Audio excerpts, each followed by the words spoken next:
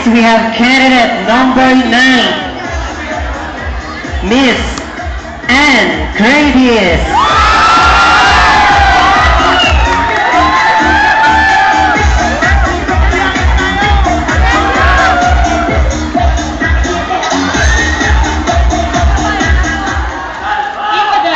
Polished by fiction and a silver shine came from the land of the sun, then the man is perfected bright Ryan.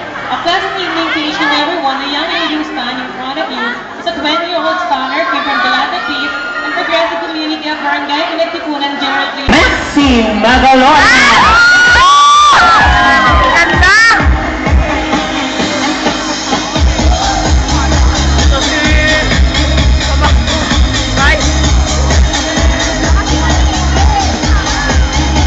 Sa inyong lahat, ang nag-iisa pong nasa harapan ninyo ay nagulat o kumandag.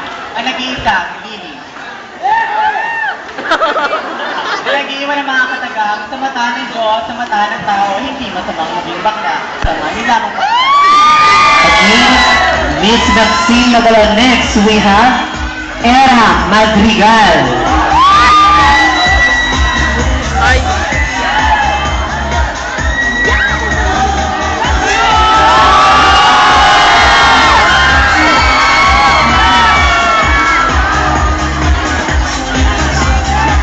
Ladies and gentlemen, my name is Maria Francesca Zuaga, a 20-year-old standard from Rosario, Cavite.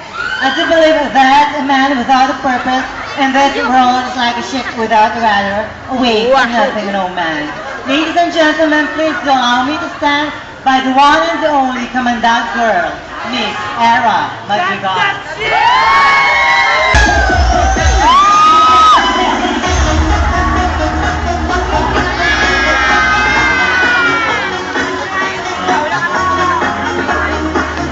Gentlemen, fresh from General Trias, Cavite, ang nag-iisang Miss Roxanne Ginoo. Thank you.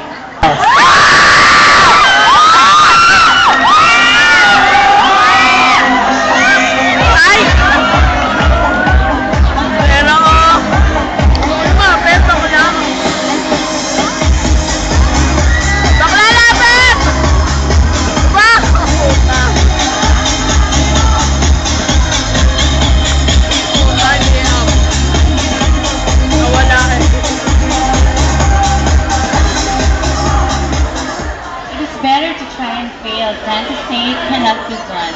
A pleasant evening, ladies and gentlemen. Standing in front of you is a 20-year-old scholar, fresh from the Lumbayan Street, General West, Cavite. Naririto po sa inyong harapan ang nag-iisang frosty ng bayan, spirit ng mga kalalakihan, ang babaeng sinasaniban, Miss Aubrey Miles.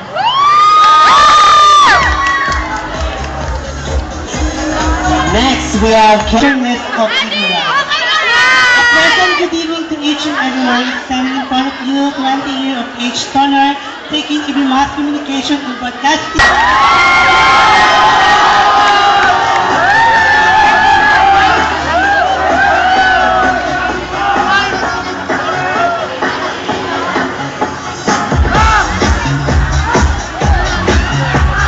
Nipika, Estipenda, Kirei, Jota, Guapa, Maganda. No matter what you say, I am beautiful. Good evening, ladies and gentlemen in crowd.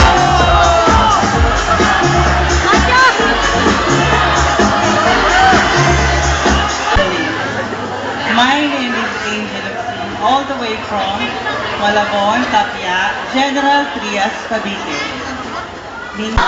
Maraming nagsasabi na kami raw kabaklaan ay manananggal. Manananggal ng lakas ng mga kalalakihan. Ngunit hindi ba nila alam na sila yung manananggal din?